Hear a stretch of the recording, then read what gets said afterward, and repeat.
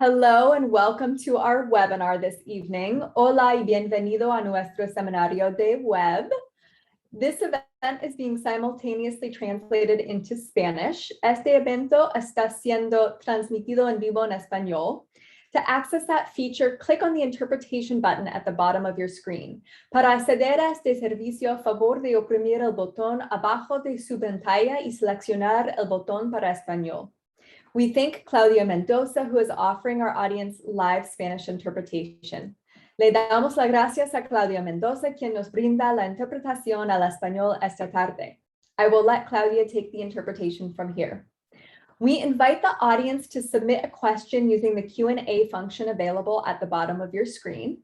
Please input your questions as you have them, and our panelists will either chat you an answer or we will tackle them in the live Q&A segment at the end of this evening's webinar. So that you know, this webinar is being recorded in both English and Spanish and will be made available on demand on our website by next week. So I see that folks are joining us here in the webinar. And as you join, we actually want to kick us off with a quick poll. We're so curious to hear how folks have learned of this webinar because we're constantly working to do more and more outreach to homeowners across Napa and Sonoma counties. So if you don't mind just clicking on where you learned of this webinar, it'll help us so much in continuing to provide our free nonprofit services going forward to other homeowners like you.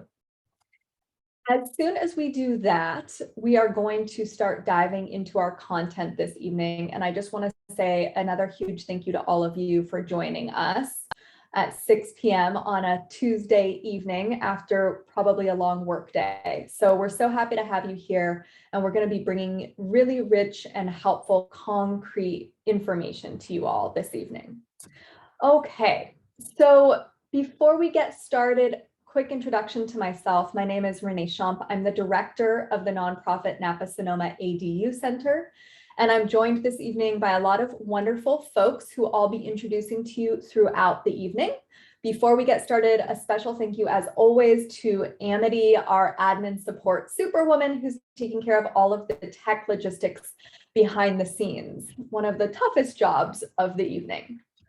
So a quick recap of what we're going to cover this evening. We're going to be going over the step-by-step ADU process overall. And then we're going to do a deep dive and zoom into the ADU permit application process in particular.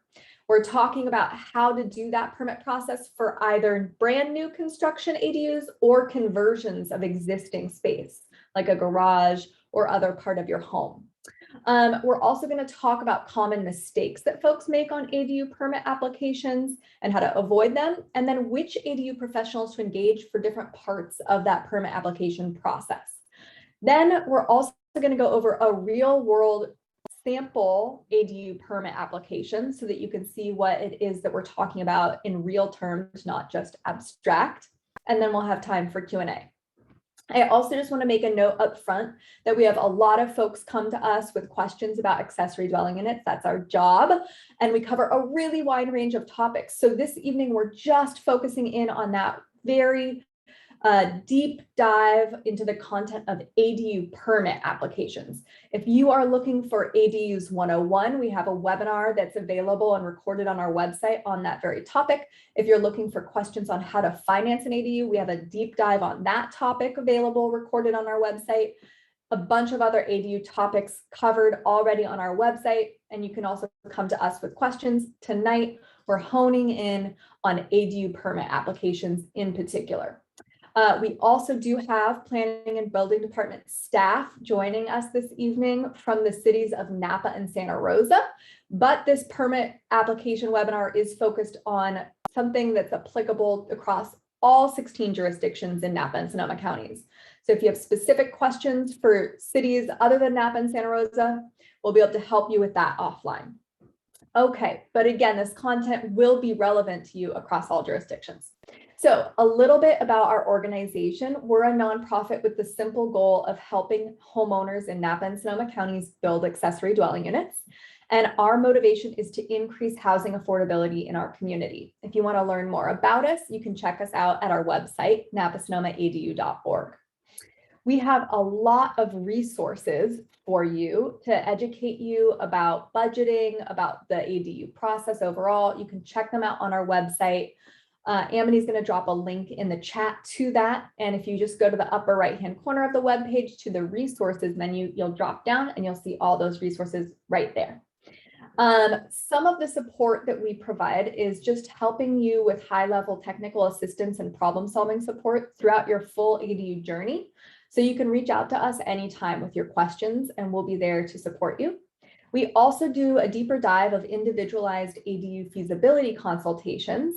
There's a detailed FAQs page on our website if you want to learn more about those. It takes 5 to 10 minutes to complete a form, and then we'll get you started on your way. We'll pre-screen your parcel, and then we'll do a site visit. Right now, we're doing those virtually due to COVID, and then we'll get you a custom report. So before I continue and introduce our ADU expert, Scott Johnson, who actually does those ADU feasibility consultations, I want to ask you another question, and that is, what type of ADU build do you think you're going to choose? So we're just curious about the type of construction that folks in Napa and Sonoma counties these days are interested in. We hear from you every day, but we're curious, those of you this evening on the webinar, are you interested in a traditional stick build? So that's the most common type of building process. You build on site from the ground up, you build your ADU. Or are you interested in some kind of prefabricated ADU? If you look at the webinar that we did last week, which is available recorded on our website now, we go a deep dive into the types of prefab. So modular, manufactured, and panelized. If you don't know, but you know you want to do some type of prefab, that's the last option there for you. Just super curious to hear because it helps us guide our content to really gear towards what you're interested in. So I'll give you all a moment to finish up that piece. And again, for those of you who have joined since I began, I just want to reiterate that this webinar is focusing on ADU permit applications. We cover a lot of other topics on our website in recorded webinars and other educational tools and resources there at napasonomaadu.org. Tonight, we're focusing on ADU permit applications across all 16 jurisdictions in Napa and Sonoma counties. So it's going to be slightly different, the process, depending on what city or if you're in or if you're in an unincorporated county. But we're going to be giving a general approach that's going to be applicable no matter where you live. Thank you all so much for completing that poll. And with that, I want to introduce you to Scott Johnson, who again works as an ADU expert for the Napa Sonoma ADU Center. He's also the founder of Pocket Housing LLC, a consulting firm that helps homeowners through the process of starting their ADU project from conception through permitting. And Amity is pasting a longer bio there. So without further ado, let me hand it over to you, Scott, to walk us through the full ADU process map. Thank you, Renee. All right. Well, we're going to cover a particular section of the process map today. And there are 10 steps, 11 if you count move-in in the process map. And we're going to be focusing primarily on steps 6, 7, and 8. But I'm going to cover the whole thing so you get kind of an idea of where we are in the process. Steps 1 through 4, we call this pre-development. And for many of you, this is where you're at now. This is about the research and figuring out what would work best for you. This is where we at the Napa Sonoma ADU Center do most of our current work and can be most helpful. Because it's about sort of figuring out your budget, finances, finding a designer, figuring out what type of construction works, what size, where it would go on your house, and we can help with that with our report. During this process, you'll be filtering out your possibilities by making a series of go, no-go decisions about your project until you've determined what's going to fit your goals, your budget, and your site. At the end of step 4, you're going to have a good idea of what you're going to build. You should have or have been contacting some designers, and perhaps other members of your professional team will be picked out at this point, and you'll know if you're going to be moving forward with your ADU. Steps 5 and 6, we tend to call those design development. This is where you start to spend some money, and it can also be a lot of fun because this is where you work with your designer and really zero in on exactly what you're going to build. Other members of your professional team, such as structural engineers, civil engineers, surveyors, those kinds of people will tend to be involved at this stage too. And this whole process is about creating the information that you're going to need for your permit application. It's a good idea during this stage to contact a contractor if you don't have one already, and towards sort of the back third of your design process, get them involved so that they can review your design and see if there are areas that design can be simplified, made it less expensive to build or easier to build. Having a contractor's input before it's finalized with the building permit can be very helpful. If you're creating a custom sign, it's not only going to be a designer and architect. Like I said, you're going to have a structural engineer. There's Title 24 analysis at a minimum. You may need, if you're doing foundation work, you may need a geotechnical engineer for a soils report. And that depends on your project location and the city or county that you're in. Most projects with new buildings or conversions of existing buildings will need a civil engineer to look at the possible runoff issues. If you're doing it detached, you're going to need a solar system designer, an arborist if you're going to be removing any of the large trees. And for some projects, you're also likely to need a fire sprinkler system designer. Now, most of these relationships are managed by your designer or architect, but these are the kinds of people who are going to be working on your project at this design development stage, steps 5 and 6. Once you have an initial floor plan, so stepping back a little bit, so you've talked to your designer and you come up with a floor plan, you know where the bedroom is going to be in the kitchen, and you kind of know where it's going to be on your site, above the garage or in the backyard. Once you have that floor plan, we call them a sketch. But before the engineers have gotten involved and really started to get into the details of it, it's a good idea to try and schedule a pre-application meeting with your jurisdiction. That way they can kind of take a high level look at your project and catch any red flags that you may not have caught yet. And it's much less expensive to redesign at this stage or adjust the design at this stage than once the structural engineering has been done and the civil engineering and all the detail work that goes into an application. I have to give a shout out to Healdsburg here because they have a sort of ongoing pre-application process for ADUs called their One-Stop Assistance Center, and it's excellent. If you're in Healdsburg, I strongly recommend that you contact the One-Stop Assistance Center and take advantage of it because it's a brilliant program. So at the end of steps 5 and 6, at the end of the design development phase, you should have a submittal package that's going to have plans and reports and engineering calculations and energy efficiency analysis and a whole ream of information that's going to be submitted to your local jurisdiction for a building permit. And that's kind of where we're talking about now, sort of that creation of the plan and giving it to your local jurisdiction for a permit. And so steps 7 and 8 are the permitting part of the process. Permitting is when the local jurisdiction reviews your plans and files for your project, and typically multiple departments will review it. So planning, building, fire department, engineering or public works will often review it. There may be other relevant departments that will review it, and there may be other agencies that aren't the city that are part of the review, like Napa Sand, for example. Often, when you submit a application, the local jurisdiction will come back with comments. They'll want to see more detail on something. They're not clear about the detail of how the roof is attached to the frame, for example. They'll want to make sure that it matches all the local and uniform building codes. So when they have comments, they'll send the comments back to you and your professional team to respond. And often this means some minor changes, maybe calling out some more details on the plans. And we'll see a lot of these details later tonight. And then once you and your team have responded to the comments, you can sort of reapply the package. And provided that it's a complete submittal package, the local jurisdictions have 60 days to either issue you a building permit or deny you a building permit. If there are gaps in the submittal, if you don't have your Title 24 report, for example, then it can take much longer. And so it's really critically important if you're on a timeline to make sure that your building permit package application is all complete and ready to be submitted. And I've said this in all kinds of ways. Have a dialogue with your local jurisdiction, talk to your planners, work with them to figure out exactly what your project is going to need.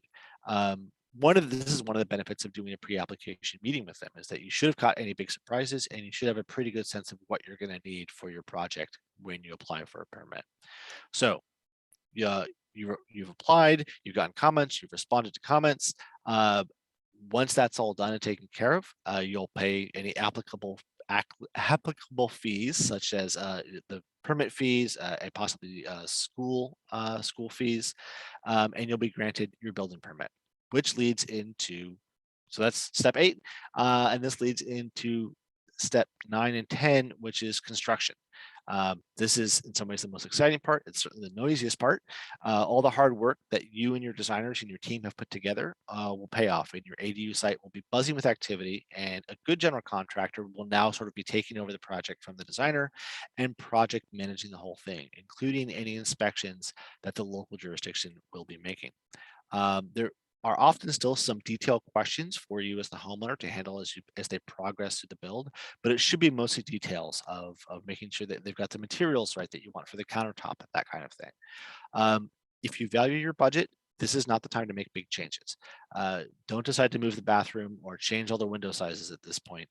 It will get incredibly expensive and really slow the project down. All of those things need to be decided during the design phase when it's relatively cheap and easy to do so. But at the end of construction, you have a shiny new ADU and you get to move in. So move-in day, which is the last step of the ADU process, but also honestly, the longest step. You get to move in and you get to become a landlord, or you get to open the ADU up for family. And most people focus on sort of the build and permit part, but really you're likely to be a landlord for a lot longer than you've been involved in the build. So it's important to keep in mind what that responsibility and what the rules are about becoming a landlord. Many owners of ADUs often will hire a property management company to handle that, to provide some separation between themselves and the tenant, and to have a professional team that handles and knows all the relevant rental codes and laws around being a landlord. So I do want to take a couple points here and say that there's a couple things that we are not covering tonight. This is already going to be a lot of information and heavily detailed, but we can't cover everything in an hour. And so the permitting process we're talking about tonight is going to be applying to traditional stick-built construction projects. And when we talk about traditional stick-built construction projects, we are still talking about generalities. Even the details that we're going to show tonight, we're still talking in generalities. We don't know your ADU or your site or your jurisdiction. And each jurisdiction and each project may require more documentation than we are showing tonight. For example, if you're in the county and you have a well and a septic system, there's a whole nother round of proving that you have adequate well and septic capacity to add your ADU that we're not going to be covering. And there are other agencies that aren't the city, aren't the county, that you'll be working with. In some cases, those are school fees and paperwork around those school fees. Those are handled at district offices. And some projects are in multiple school districts, so that may have to deal with a couple different district offices to make sure that you're paying your school fees. Napa San is one I mentioned earlier. Those fees are not generally accounted for or collected as part of the jurisdiction permitting process because it is a separate agency. So this is why I encourage everyone to really communicate and have a dialogue with their local jurisdiction. Ask them what other submittals or what other fees they may incur, and we'll talk about this more later tonight. But we aren't covering those things because frankly, they're not part of this detailed part of the process. And of course, the other big exception is actually what the slide is about, is a manufactured versus modular housing. Manufactured and modular housing is often certified at the federal or state level, and therefore it's not inspected or the plans aren't permitted at a local level. The process is a little different for manufactured and modular projects. Panelized projects such as framing packages or SIPs are still inspected at the local level and still will generally go through the standard permitting process. So if you're going with a manufactured or modular ADU that's state or federally certified, it's important to understand that who is responsible, you or the company building it, or a third party, who's responsible for making sure that it is permitted at the state level, it's inspected at the state or federal level, and that working with the local jurisdiction on the parts that they will be doing, such as foundation and utility hookups.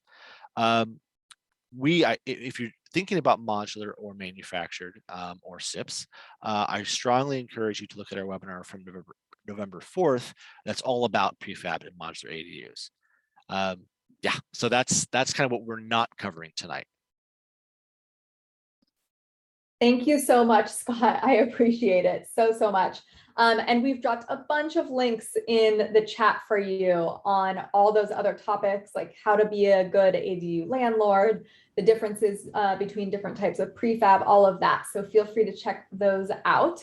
And now let's talk about types of our ADU permit checklist. And before we get into that, types of ADUs. So with that, I just want to make sure that you all understand that depending on the type of ADU you're building, the ADU permit process may be just a little bit different. We're going to be calling out differences where relevant over the course of the evening. So if you are doing brand new construction, whether it's detached from your primary home, attached to the primary home, or it's above the garage, you're going to be following certain guidelines. And then if you're doing a conversion of existing space, which you can see on the next slide, that would be conversion of the primary home, a garage, or a junior ADU, which is a smaller portion of the primary home. That's going to be following some differences in the guidelines. So just wanted to call that out up front. And we'll be referencing that throughout the rest of the evening. With that, I want to introduce our next two wonderful panelists. First, we have Jason Williams, the Chief Building Official for the City of Napa. Amity's going to drop his bio there in the chat for you to hear about the incredible expertise he brings to our conversation this evening. And then we also are going to be joined this evening by Amy Nicholson, Senior Planner with the City of Santa Rosa, who also brings deep knowledge to our ADU conversation this evening, and her bio is also being dropped there in the chat. So with that, I want to hand it over to our wonderful panelists, Amy and Jason. Thank you both so much for joining us from Napa and Santa Rosa. And as I mentioned to you all at the beginning of our webinar, while we have the pleasure of being joined by folks from planning and building at the cities of Napa and Santa Rosa, they have gone out of their way to ensure that we are covering information that's going to be relevant across the 16 jurisdictions in Napa and Sonoma counties. And if you want more information on the specifics for your city, reach out to us and we'll hone in on that for your particular project. This is going to be a really helpful overview for all of us, depending on, regardless of the jurisdiction. Okay, with that, Jason, I'll hand it off to you. Good evening. I'm Jason Williams, City of Napa Building Official. I wanted to start out and just really message to you that we're here to help navigate you through this process. We know it's challenging. We know it's overwhelming sometimes. And the fulfillment that we get is really helping you get to your goal. So if that's something that's in your mind, if I don't really want to deal with, all these obstacles and all these problems that the building department specifically can bring, I just want to take the first 15 seconds of this and say, we really strive to help you through and get you to your goal. So let's go ahead and jump in to the material. So you've got your ADU process map, as Scott did a great job getting you to item 6, which is getting your application package ready to go, which is usually, your plans. You've already got that established. You've called, you've talked to a planner about what's allowable on your property. And the first thing that you're going to give me at my building division counter is your project application. What you see on your screen is just a generic application, but most jurisdictions, it looks pretty much like this. They may add a little more, but this is the critical information that we're going to need from you to process your ADU application. So of course, the first thing that we're going to need is your name and contact information. If you're the owner builder, if you want to kind of manage your own project, you can identify yourself as the primary contact. If you're working with a licensed contractor or even a friend or somebody else that you would rather have be the primary contact, you can list them. If you'd like all contact to go to each, you can definitely specify and we can easily have all communication go to both the owner and your primary contact. So let's look at the second column here is the existing parcel and property. And so we're looking at, one, what you're proposing to build. And to do that, we need your project address, of course, where you're going to be building your project. Some of these become very familiar to us that work in, construction and in building planning divisions, but to you may be new. So zoning district, some of you are already going, okay, I don't really know what my zoning district is. And I did a little research myself. And if you go to your county assessor's webpage, so if you're in, say, Napa County or whatever applicable county, go to Napa County Assessor and you can actually just search by your address and it answers a lot of these questions. I did that exercise myself just to make sure I was giving you good information.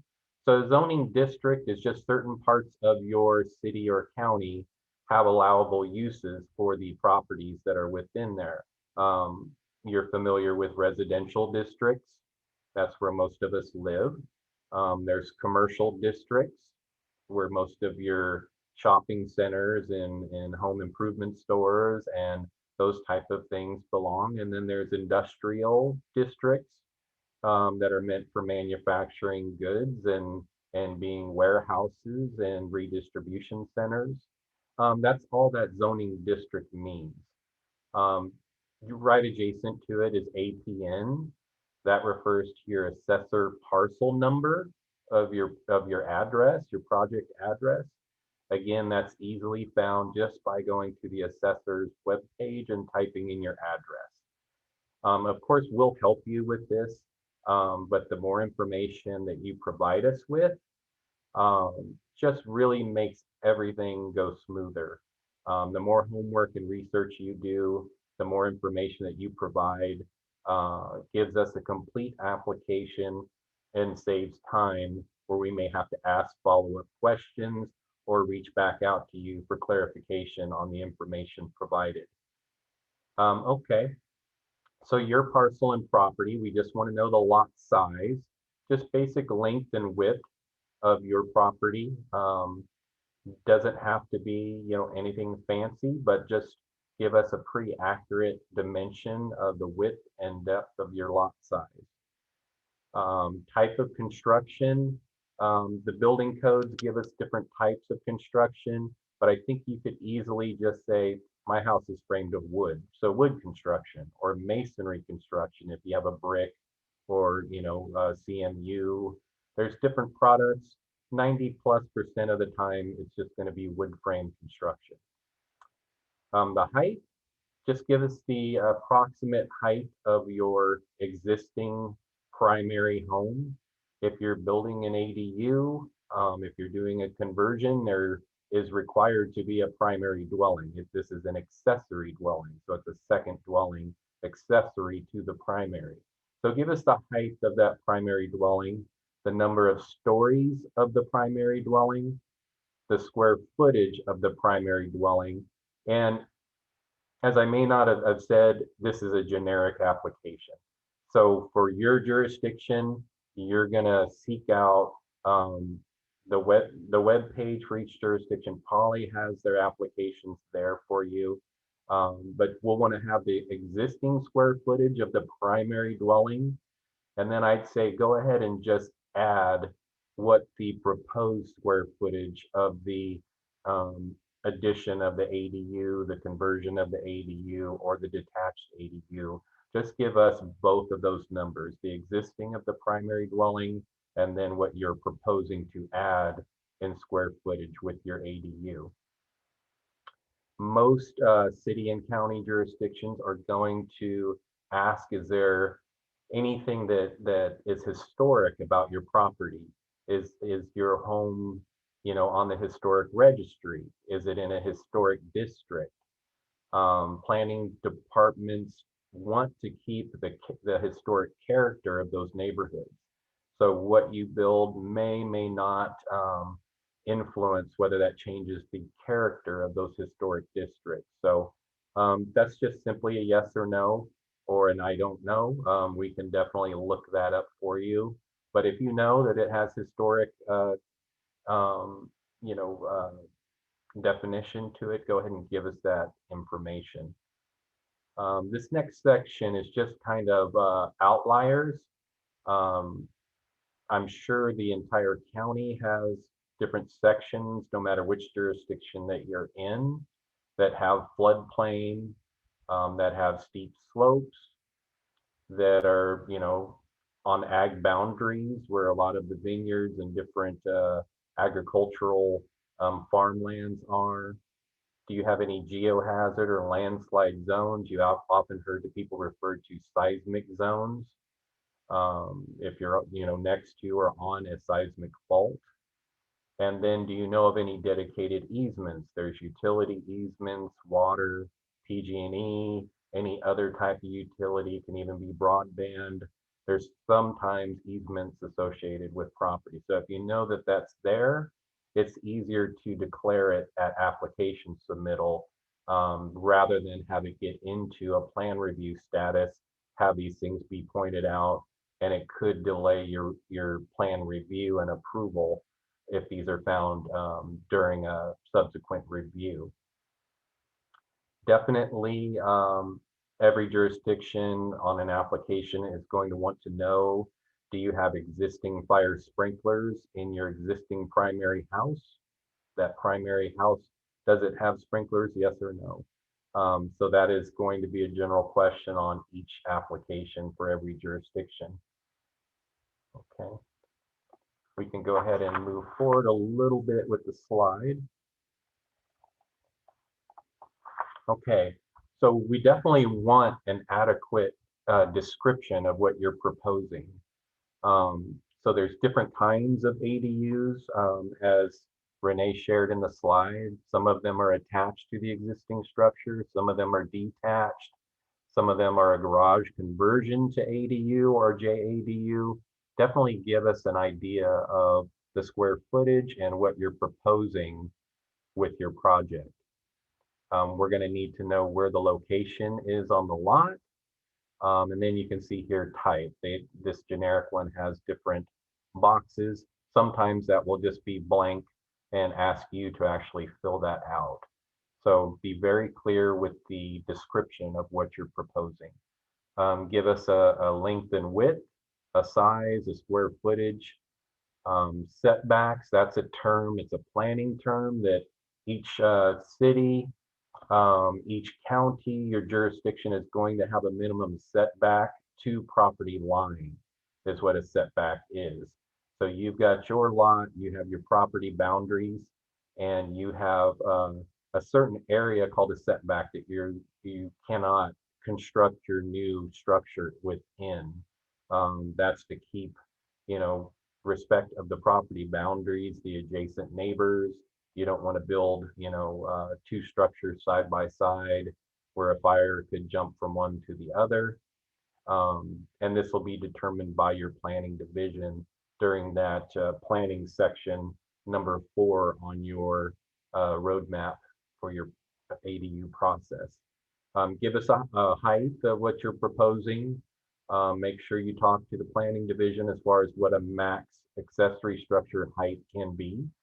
That way that you're meeting that maximum height restriction. A couple other things to address is a soil study. So if you're building a new detached ADU, most of the time, if you're converting existing space, or if you're doing an addition onto an existing home for your ADU, A soil study would probably rarely be asked for. If it's completely new, you're doing a new structure, to design that foundation, it's a good idea to have a soil study that will look for certain characteristics in the soil. You don't want to find out after the fact that you may have a soil that needed a certain design for your foundation. There's several different kinds. There's pure and grade beam, there's on slab on grade, there's typical conventional T footings. All of those have uses depending on what the soil type is. So it's a good idea. Some jurisdictions are going to require a soil study to be done prior to construction. Some jurisdictions have what is called a soils waiver, which, as long as you have somebody that has a experience and knowledge of soil characteristics that's qualified to do a soils analysis, and they can answer a certain number of questions about the existing soil, then you don't have to do a full soils analysis. You can do a soils analysis waiver. Those were available. Does make it easier, but they do have to be completed by somebody who has a working knowledge of soils characteristics. Something to definitely take into consideration is, and you want this on your plans for your application, is the utilities that are on site. Most people assume that the electrical, that the water line, that the sewer line that go to the primary house are going to be able to to take the new demand of the ADU. We get in our minds sometimes that an ADU is something less than a home, but they really have every component of building a regular sized home. Most jurisdictions can allow these up to, I've heard, up to 1,200 square feet, which is a pretty large home. So the demand on these items, can make the existing utilities, they need to be examined, they need to be shown on your plans, the size, the material, so we can determine if they're capable of using what you're proposing, or if they need to be, altered in some way. But definitely show that in your application, on your plans, so that it's clear. All of this information, if it's there and if it's accurate, allows us to do a thorough plan review. The goal is to have you submit your application and your plans, and if they're done well and have all this information, we can approve them on one round. If some of this is missing or inaccurate, then we have to give you what's called a plan check review comment letter, which asks for more information or says we need to amend the plans in certain ways to make them code compliant. Fire sprinklers, we talked a little bit about that, of telling us whether the existing home is sprinklered. Make sure in your planning stages that you reach out to your local fire prevention team, talk to your fire marshal, talk to whoever is going to be reviewing those plans. There is different ordinances, different requirements for differing jurisdictions. I can tell you what Napa does. I would not want you to take what I give you from Napa and just take it for granted. So the best thing to do is to communicate as much as possible with the people that are going to be reviewing your plans for completeness and code compliance. For example, Napa, if the existing home has sprinklers and you're building a detached ADU, it is going to need to be sprinklered. If you're doing an addition and exceeding 50% of the existing square footage, you're going to need to add sprinklers to the primary dwelling and the addition. If you stay under that 50% square footage threshold of the existing home, then sprinklers are not required. But again, follow up with your specific jurisdiction. And I have got to the point where I'm going to hand off to Amy to continue your application. Great. Well, thank you so much, Jason, and good evening, everyone. I'm really happy to be here. Just moving through the site consideration list, I wanted to spend a moment to talk about parking replacement and just really thinking about how an ADU might impact parking on your property. So in some cases, an ADU will require one on-site parking space, but there are many cases where a new space is not required. So this is a great spot on the checklist to check in, or to remind you to check in with the planning staff to find out if an additional space would be required. And also in cases when you might be converting a garage or utilizing an existing driveway space to determine if that's acceptable, if it impacts the parking that was originally allocated for the primary residence. I will say that there's been some recent changes in state law. So if you are converting a garage into an ADU, you are not actually required to replace that space. So that's true for Napa and also Santa Rosa and every jurisdiction in California. Some other things to consider when you're designing your accessory dwelling unit are potential architectural compatibility requirements. So many jurisdictions might require an element of compatibility with the primary residence. So this might be something as simple as color. In some cases, the requirements might also ask that materials are matching in some fashion. That might be siding if you choose to do like a wood lap siding or stucco. Architectural features are another common way to achieve compatibility. So perhaps including bay windows or various features like that. So something, again, to have on your mind as you're having those early conversations with planning staff, so you don't get too far into your design process and then be required to change something. Another item to consider includes privacy requirements. So some jurisdictions want to ensure that any second-story accessory dwelling unit considers privacy impacts to abutting properties. So in this case, the location of windows and balconies and doors should really be considered as it relates to neighboring properties. And just a little bit on kind of the difference for construction with the conversion of existing space versus new construction. There are specific requirements for fire-rated walls if an accessory dwelling unit is attached to the main unit, or if it shares any portion with the existing garage, and that then remains when construction is final. In addition, there are requirements for a fire-rated wall if an accessory dwelling unit is proposed within 5 feet of a property line.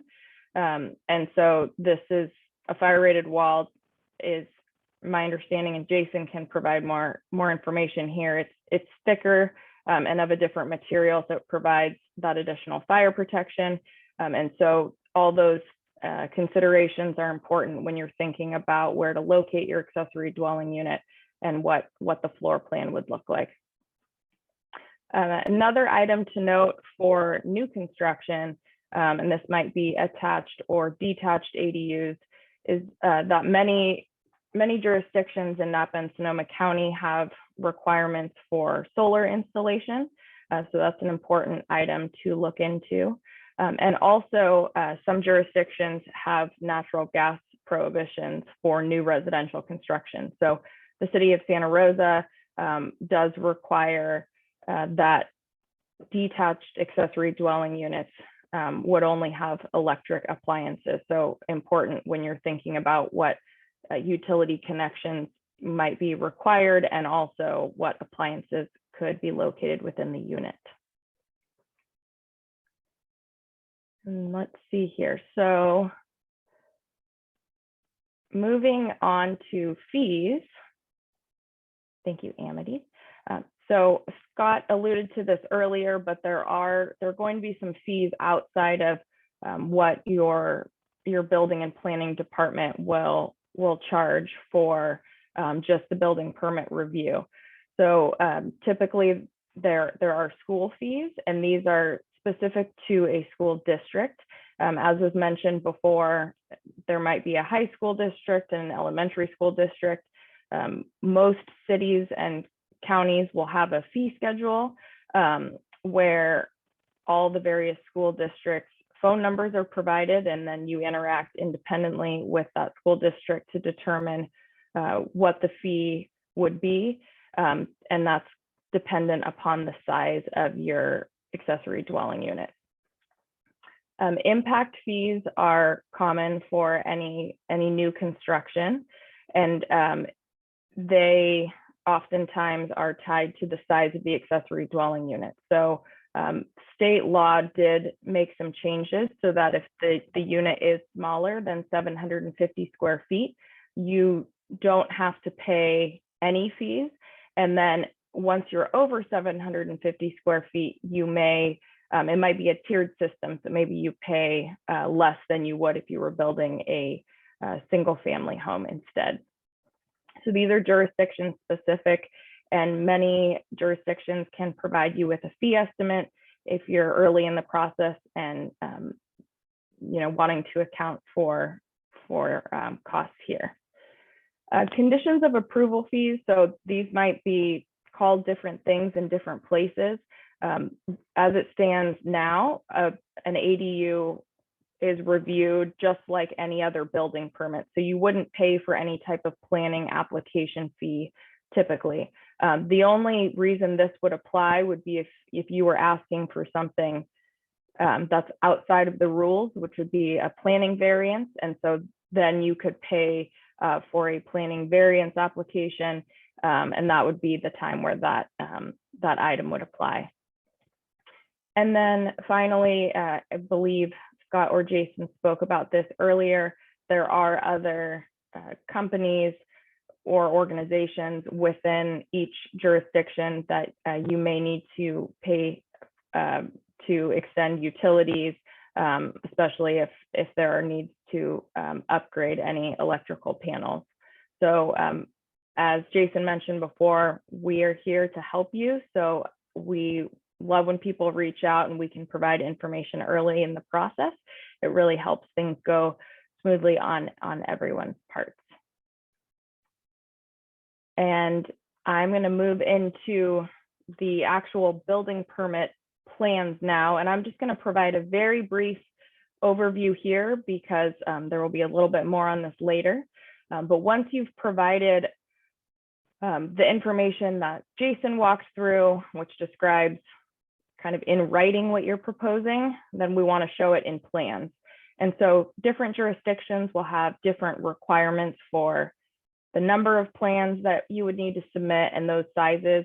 Typically 24 by 36 is required for paper plans, but a lot of cities and counties have moved to electronic submittals. So that's definitely something to check on before lots of plans are printed, if that's not necessarily required. And so each plan set would include a number of different plans that are itemized here on this list. And again, because this is applicable in a general sense to many cities and counties, some of this terminology might vary a little bit, but I think when you see the examples shown on the screen later in this presentation, it will make sense, more sense.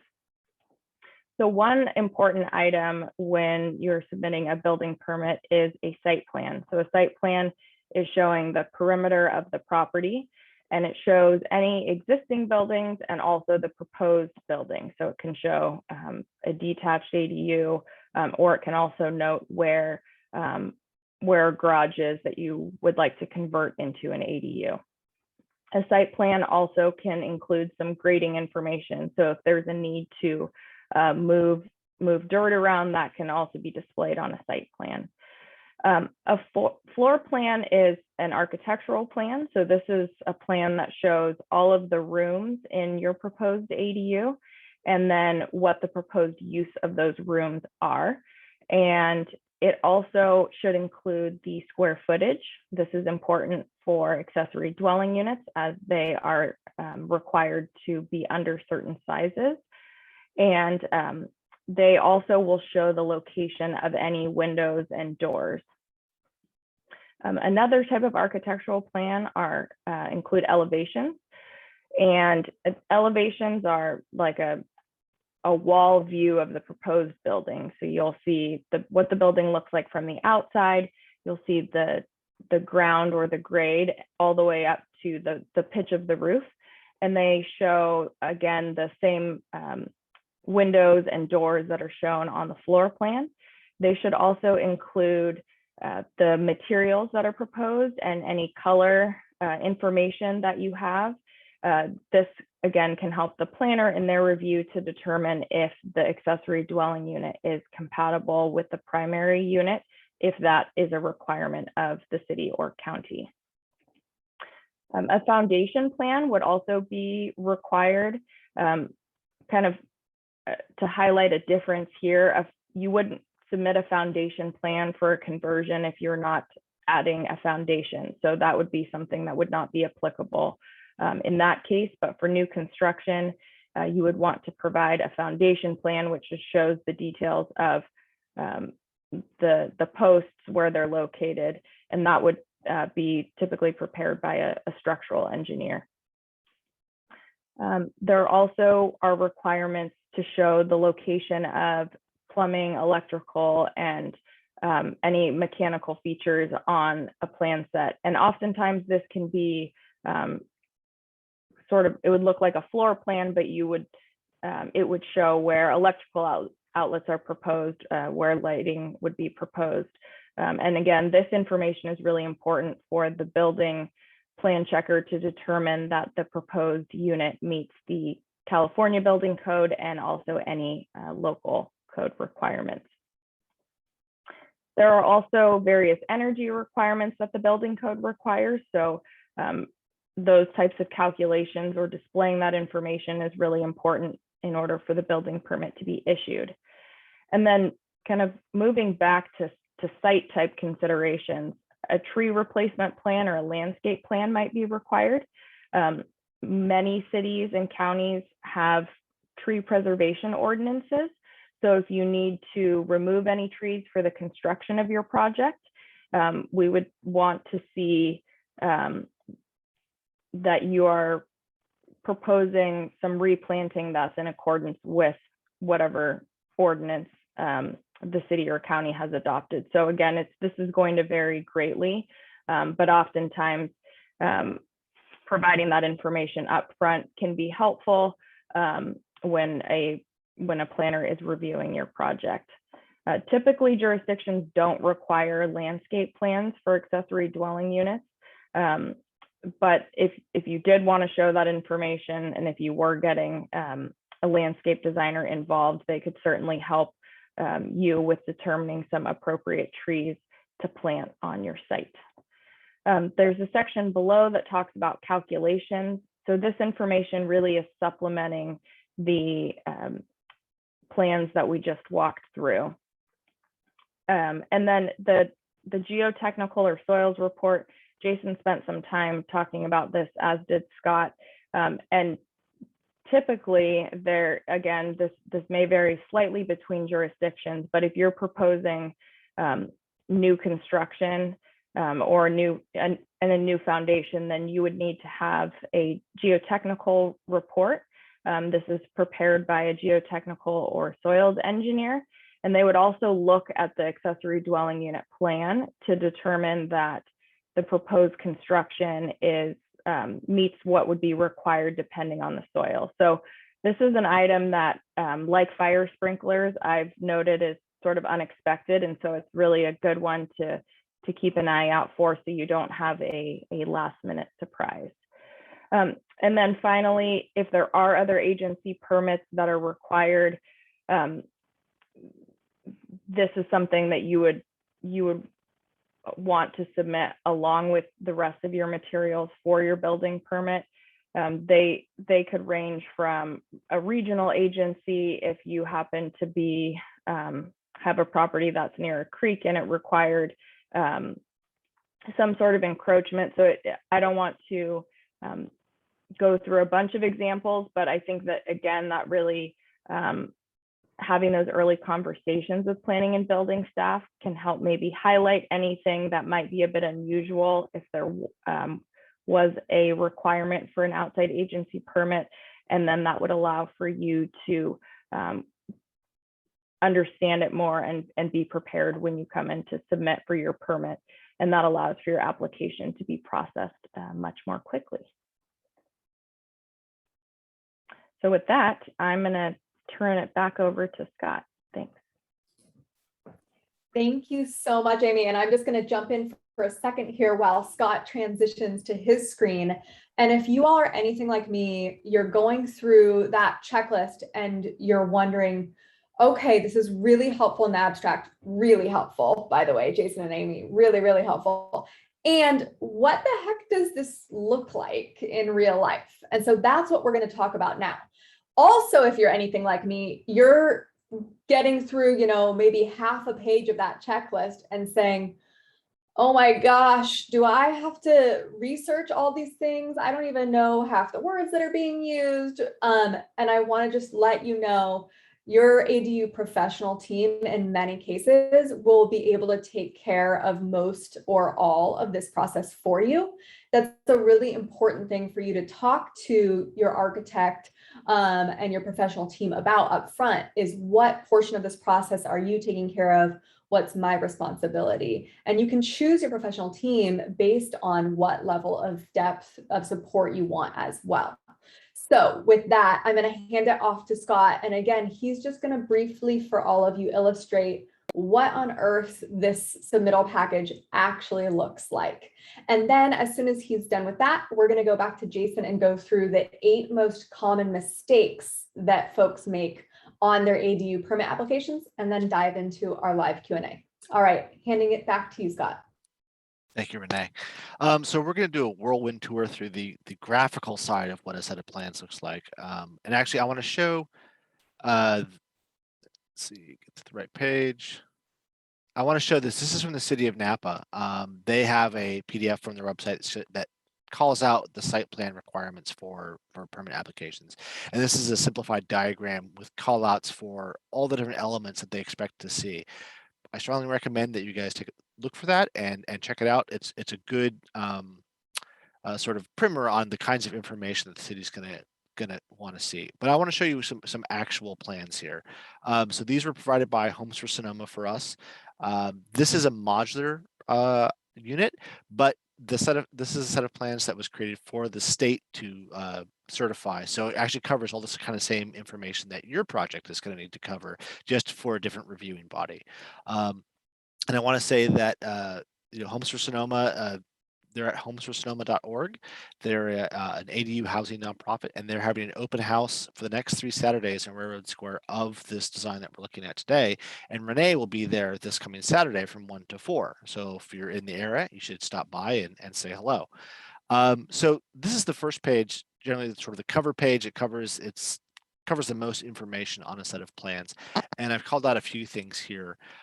We have up in this corner here, we have the sort of general notes, and you'll see general notes kind of on every page, and they cover they sort of call out in text sort of assumptions and conditions and what rules they're using for the set of plans. So a reviewer can quickly say, okay, well, this is the building code for 2019. That's how this plan was created. And you can see other things in here that there are all grade elevations are to be field verified. There are conditions that must be met in order for the plans to be, or for the construction to be valid and to plan. So you'll see general notes again on most pages, and this is the general notes for the whole project. Sheet index is a table of contents of all the sheets.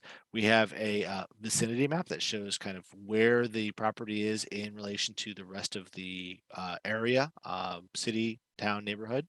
We have an aerial, and it shows here, it shows where the proposed ADU is going to go. And of course, this is all existing. And then we have a site plan. And the site plan here, we see some of the things that you'll see on the site plan requirements from the City of Napa document with callouts for setbacks and dimensions from the street and where the existing stuff in parentheses often means existing, N often means new, or P for proposed. And so it has all the information about the site, including prevailing wind and the track of the sun, so that a reviewer, a city official, or a city staff can look at this planning and really get a good sense of, is it meeting the requirements of the city? And then, of course, there's the project data up in the corner, which has all the things that Jason and Amy have talked about: APN, there's a parcel number, zoning, type of land use, the size, as well as contact information for both the owner, whichever moved, and for the designer, and then the licensed architect stamps as well. And so this is kind of the cover page. And then I've kept most of the pages of the submittal, but not all, because there's some types of information that are repeated and we're short on time. So in this particular submittal, the foundation and structural notes are next. And this is all details about size of pipes and bolts, and literally nuts and bolts of this project, of how the foundation and the structural pieces of this project need to be put together to be to plan, to be accurate, to meet code. So it's a lot of detail, and it's not the kind of thing that you're likely to review, but your builder is going to be looking at this and go, okay, so how are we bolting this to the foundation? What are they calling out for? What's the bolt size? Is it galvanized? They'll be looking at this for the information about how to build it. And that's, we talk about plans that can often be kind of a theoretical construct, but really this is a set of plans that any builder who knows their job can take these plans and build this house with these plans. They ideally, they shouldn't need to contact the architect. They should all be in the plans. So there's a tremendous amount of time and effort and detail that goes into a set of plans. So this is, again, foundation and structural notes. And then we see on the next page, we see cutaway details of the actual foundation, how things are built, where the soil is going to be, the size of the concrete pads or footings, the depth, types of things that you fill in the holes for getting that are backfilled correctly. Again, very detailed. Again, we've got all the different types of fasteners and rebars and everything called out as to how it would be done if it was done correctly. And so we see a lot of this kind of stuff. This is the foundation plan. This is looking from above. This is sort of a site or not a site plan, but this is a project plan of the foundation, showing where the foundation pieces, in this case a perimeter foundation, are going to go. And more notes on the side. And then here we're in the floor plan. And so the floor plan is calling out both the framing of the floor itself and sort of position of walls, but then also all the details of the interior. And I want to call this out. See, we've got these little funny labels here, these circles with a half a triangle. This is a section, and a section is essentially a slice through the project. So section A2 slices vertically through this project, and we'll see on the next page, you can see a cutaway view of the inside of the house on this section line. And we have a horizontal section line here at 5A2. And so all this stuff is called out. Underfloor access and decking and the kind, where the kitchen island is, and dimensions for all these pieces. So when they're laying out their framing, if this was a stick built, they would know where to put the walls. And then because there's so much detail right here in this bathroom, they have at the top of the drawing, they've enlarged it. So it's easier for the builder and the plan checker and the inspector to see and make sure that it's all done correctly. So this is the floor plan that Amy was talking about, and we've got framing on this particular one.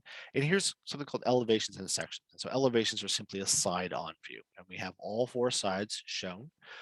We have labels on these windows that correspond to tables, both in this set of plans and in the Title 24 documentation, that identify each individual window, its size, its type, all that kind of stuff. So that it can both be analyzed for energy efficiency, but also so that when they show up on the project site, the builder knows which window goes where. There's also a lot of other information, total height of the project. And then here is the slice, the section through. So this is section 6A2. So it's a section through the actual structure. So you can see what it looks like on the inside, what the walls look like.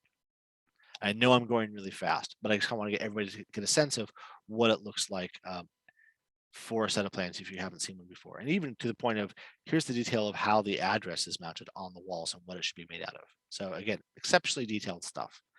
And this is what actually makes up a lot of pages of most plans. Even a fairly simple structure like this is something called construction details. And this is showing in detail, hence the name, all the bits and pieces of what makes up the walls, where the sheetrock is, where the insulation is, how it's fastened, what the outside sheathing is. And you can see all these pieces go into making up the wall and the roof of the structure. And so there are details like that everywhere in this set of drawings. So hold downs for foundations, eave details, panel clip details, all kinds of stuff all over the place for when they go to build this. It should be really clear to the builders and to the inspectors exactly how it needs to go together. So that's why when you talk about getting a designer or architect, some people can blanch at the cost, but you have to look at how much work goes into every detail of any house that gets built or any structure that gets built. It's an immense amount of work to do. And we've got another page of construction details, and I've cut out a number of other pages of details because it's sort of more of the same. And if you're not building it, probably not super interesting. But I did want to call this out, is that you'll see this in plans a lot where it says typical or TYP. And so this is a sample of how the outside of the house is going to get sheathed in house wrap and how they're going to deal with openings in that sheathing. And it's typical because anywhere there's an opening, whether it's a window or a door or a vent, it's going to be handled in this fashion. So this is an example that can be applied to many other things, hence typical. All right. I know I'm blowing through this here. And this is the electrical and mechanical plan that Amy had mentioned. It's both on one page in this case because it's a small, fairly simple ADU. On one side, we have the electrical, and it's showing where all the lights are. You see that all right. The switches, this little S, the outlets, where the outlets are, how these are wired together, switches and where they go to which light. As well as any other components, fans, the water heater, the washer dryer, the fan for the bathroom. Every electrical component is going to be shown on this plan or called out on this plan. And in a bigger, more complex project, there may be multiple pages of electrical plan. And then here's the ceiling plan, which again shows it without the electrical wiring components, but calling out how to space out the lights, where the fan goes, ceiling access, and then the HVAC, the mini split system that's used on this particular house. And again, you can see they always call out where the sections are, and these are sort of station numbers, so you can go back and refer. If you're looking at the fan or you're looking at the wall plates, you can flip back to the section page and view the section from the inside. And then structural details. And this is often done by, this is where the structural engineer comes in and figures out exactly how everything is going to be connected. Where are the nails, the plates, the bolts, every aspect of your project, how it's going to be put together in a way that meets code, is strong and safe, and can withstand the forces that it's designed to withstand. And so as I was a carpenter many years ago, it was these kinds of pages where we spent most of our time because we wanted to make sure that when we put it together, we got the right bolts, they were at the right spacing, they were put to the right depth. It's this kind of detail that builders really live for, because it makes the project, you don't have to guess, it makes it much easier. And then Amy mentioned fire sprinklers. Some projects required to have sprinklers, some projects you aren't. Typically, if you build over a garage, you're going to be required to have sprinklers regardless of the age of your house. So that can depend on jurisdiction. And this is this is a fire sprinkler plan. So in this particular ADU, they needed fire sprinklers. And so this is a third party, like an engineer, that all they do is design fire sprinkler systems. And so this is their designs, and it goes from calling out the size of the pipes, what kind of hangers they use, how the underground hookup is supposed to look and what sort of blow-offs they're supposed to have. So again, exceptionally detailed, but all the information about the fire sprinkler system for this house, so that the fire department and the building department can review this and make sure that it's correct and meets code and can get built.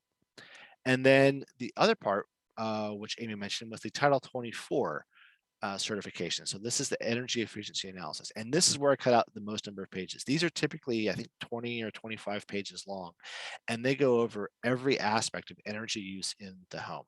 So in this case, we're seeing here, we've got heating, cooling, ventilation, and the standard design, sort of the standard amounts that are allowed, what the proposed is, what the compliance is, what kind of improvements is it over the standard amount. And this looks at every aspect of your house. So we're talking about windows, we're talking about the lights that are used, we're talking about the heating and cooling system, the amount of insulation. If you have solar, that's often part of it as well. In fact, in this case, this was there was solar that was going to be required, but it was not part of this submittal, it was deferred. And so they called out how the solar system was going to be placed and arrayed on the site, on the structure. And again, incredible level of detail, and all of this has to happen for every residential project, as far as I'm aware. Jason and Amy can correct me if I'm wrong.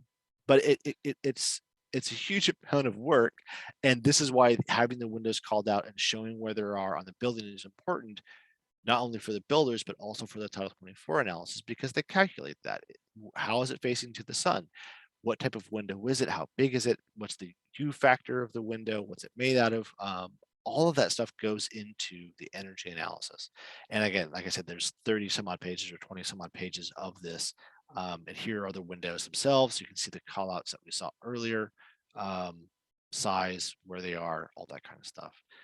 And all of this goes through, and essentially the inspector, other than a couple of minor issues, they don't worry about this at the time of build. This is sort of, it's gone through, it's passed. There will often be some checks just before the final inspection to make sure that the right kind of fans have been put in, the right kinds of filtration has been put in.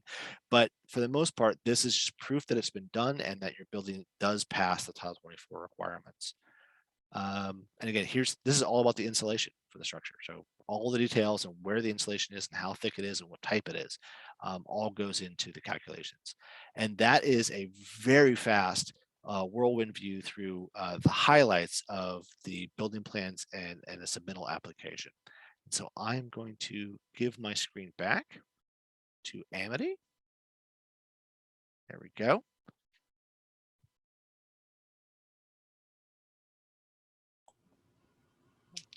And I think that then it's going to be Jason's going to talk us through some of the most common mistakes that he sees at the counter. All right. Thank you, Scott. I do want to say that this is my third webinar, and Scott, Renee, Amity, and Amy, this has been, to me, you guys have done a solid job. Really proud of you. So I don't like using the word mistake. Sometimes we just got to do things over. But I'd much rather, and as a building inspector out in the field, I always gauged how well I inspected a job by how many things we avoided doing wrong and doing right the first time. People ask my wife, how does Jason know how to do so many things, talking about construction? And she laughs and says, I've seen him break so many things. I've seen him install so many things and had to take it back out and redo it. So something I would like to talk about is just things to avoid, mistakes to avoid.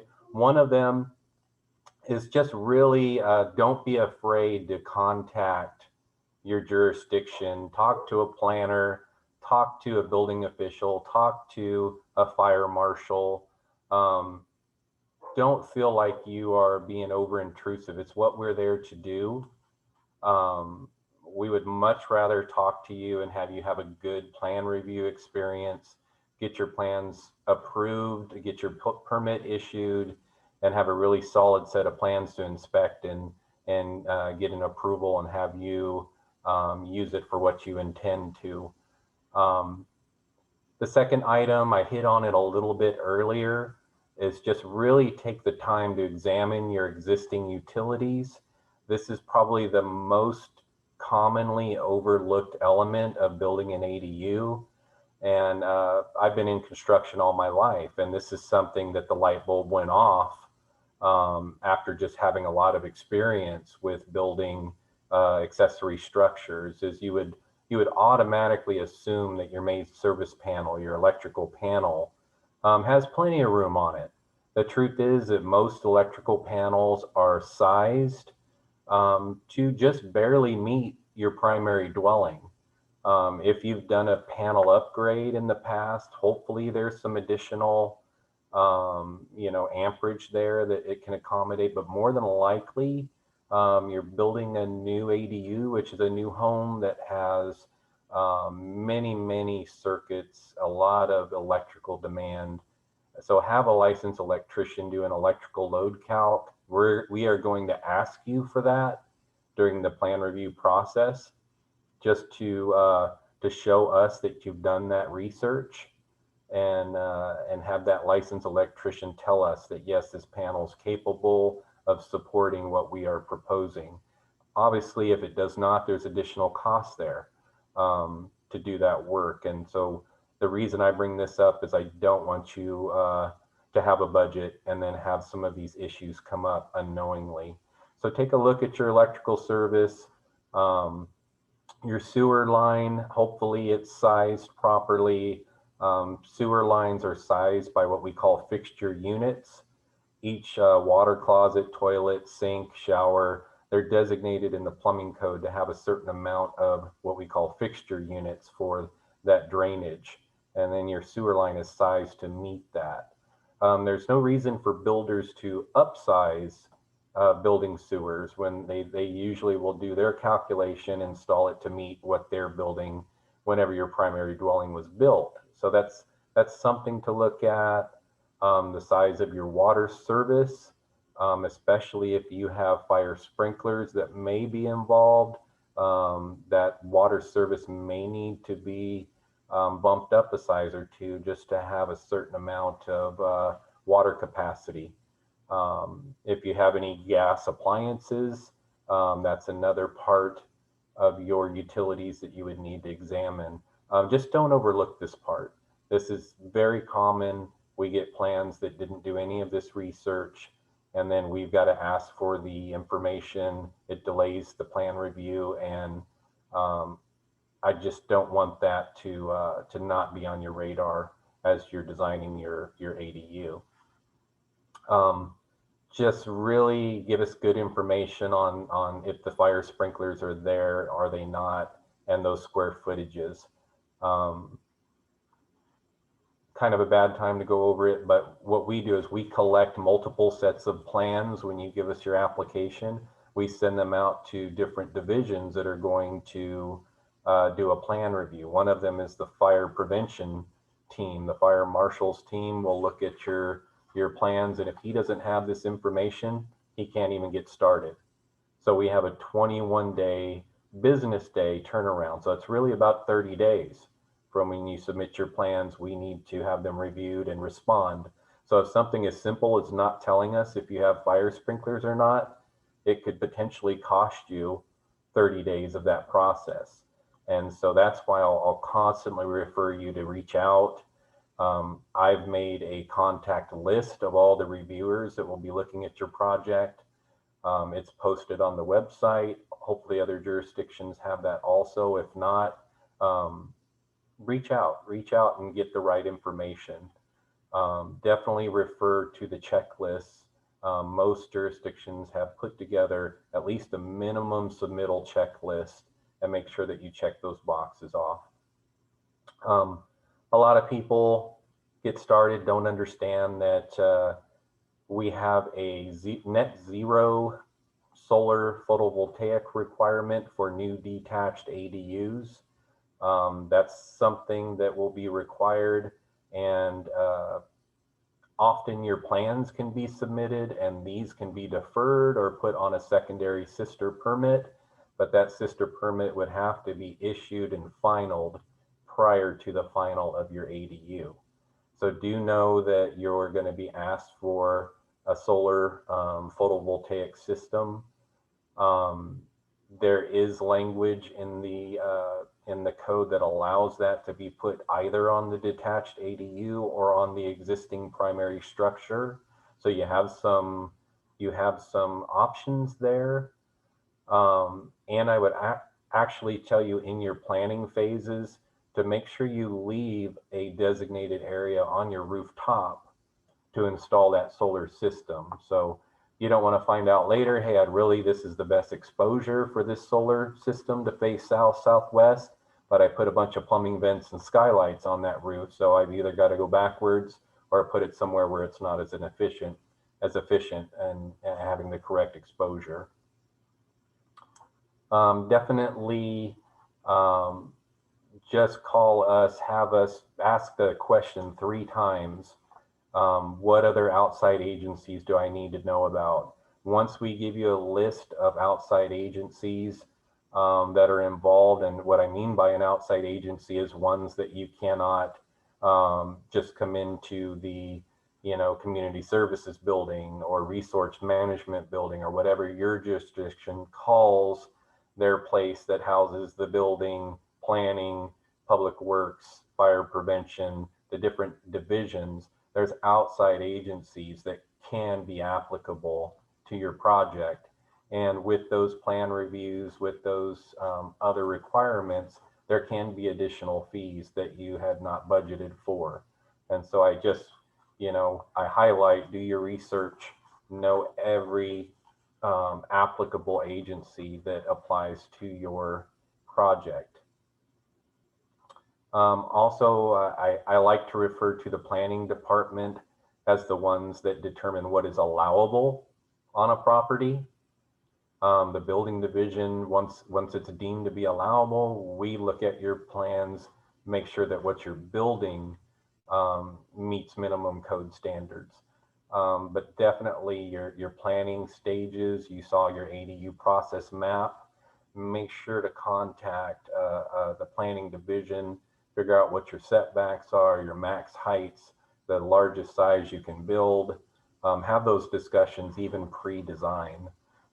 Again, can't express enough of reaching out to your city staff, and believe you me, it is our job to help you navigate through these things. So don't feel like you are putting us out with too many questions. Let's see, number 7. This is high on the list of just submitting something incomplete. As I mentioned, you will turn whatever the minimum amount of plans in it is required.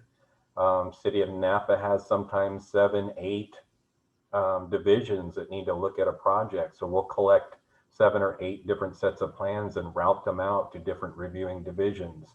If there's incomplete information there, as I mentioned, they have a due date of 21 business days. Sometimes it comes in on day 21, which is 30 calendar days. So if there's missing information there and you thought, well, I'll turn it in, I'll get it started, and if there's missing information, I'll find out what it is, understand how much time that will cost you. And so the permit technicians at the building counter will do their best to thumb through your documents, ask you, where's your Title 24 energy calcs? Oh, I don't have them, I was going to turn them in later. We will actually try to turn you away and say you're incomplete. And what we're doing there, because we wouldn't be doing you any favors, taking in an incomplete set of plans, routing them out just to lose 30 calendar days. I would much rather give you a list of what you're missing, have you spend the next 3 or 4 days collecting that information, coming back to my building division counter and submitting a complete set of plans and documents so that you don't lose time during a plan review process. Once that plan review is complete, I get either an approval or comments back from every division. Once I get those comments back, I will send you either a permit ready notification saying your plans were awesome. You can now come pick up your permit. Your plans have been approved. If there are issues that need to be corrected in those plans, I will send you what's called a plan check comment letter, and it will list by division what comments they had made, what their review comments are, and then you need to resubmit with a revised set of plans that have addressed those comments appropriately. Sometimes people either ignore those comments or they don't get clarification of what's being asked, and then they come and resubmit, and now you're in that review time again. And so sometimes it's I'll get resubmittals for plan check 2, and they didn't address the original plan check comments completely. So there's always a reviewer's name, there's always a reviewer's email, there's always a contact phone number. And if you don't understand what they're asking for, definitely make sure to get clarification on what is being asked. And then when you make those corrections to the plans, you'll resubmit them for another review, and then provide with that set of plans a summary of where you made the corrections to the comment and on what page you can find that correction. If you have a 20, 30 sheets on your plans and we're looking for this one sentence of notes, it's definitely better to summarize and lead that reviewer straight to that revision. That will help expedite your application and get your plan review done and expedited in the shortest amount of time. Definitely have had a good time with you guys tonight. I will give my screen back and continue to answer questions in the chat bar. Thank you so much, Jason. That was absolutely fantastic. It's so helpful to hear straight from the horse's mouth and to hear the chief building official say, we are here to help you. You're not bothering us with your questions. That is so huge, and we're so grateful. And also, you're very kind, Jason. So we are going to be wrapping up here in just a couple minutes. We've been answering your questions in writing. If you have more questions that we haven't gotten to, contact us. That information has been shared already in the chat, and we'll share a slide with that info shortly. Before we do, I just want to make sure that you all know that our Permit Ready ADU Plans program that we've been co-designing in collaboration with jurisdictions across Napa and Sonoma counties is going to be launching in 2022. So stay tuned to our newsletter to learn when that launches. And we are hoping that that is going to make the ADU permit process significantly more simple, straightforward, and cost-effective. It's not going to solve every obstacle, and we'll be talking in more detail about what it does and doesn't do, but we're quite excited about it. So stay tuned to that. And then I also want to let you all know that myself and Scott and Lindsay, who you may have seen on one of our previous webinars, one of our ADU finance experts, are all going to be joining up for a roundtable conversation in a couple weeks, live via webinar once again, December 2nd. If you want to register for that, you can do so now on our website. That's going to be an excellent, very open-ended, organic forum, so much less structured content than we provided to you tonight. For you to just come, ask any questions that pop into your mind. We're really just going to be chatting organically about a wide range of ADU topics and answering your questions. So we hope to see you there if you have follow-up questions coming out of this evening. Again, this webinar will be recorded and available on our website, along with our full library of ADU webinars, including our most recent one on prefab ADUs. You can see that we had there on November 4th. It was an excellent webinar. We hope you will check it out online. And we are going to be wrapping up our content now, but just a reminder that we are here to help you anytime. Please reach out with any questions, sign up for a free ADU feasibility consult for individualized help. And we really want to also just thank our supporters. We're a fiscally sponsored project of Napa Valley Community Foundation with support from Community Foundation, Sonoma County, as well as many others. Huge thank you to the cities of Napa and Santa Rosa and Amy and Jason for joining us this evening. It is such a pleasure to work with you all and to help homeowners across Napa and Sonoma counties like all of you catalyze your accessory dwelling unit projects. So again, reach out if you have any final questions. A huge thank you to everyone for taking the time out of your Tuesday evening to join us. We are here to help you with your ADU project, regardless of your goals or the ADU type. We look forward to hearing from you. As soon as we close out here in just a second, there's going to be a window that pops up with an anonymous feedback survey. We ask that you complete that. It helps our nonprofit organization continue to improve our services every single day. So thank you again to all of our wonderful panelists, to Amity and Claudia, and to all of you for joining us this evening. We hope to see you again soon and to hear your questions anytime. Take care.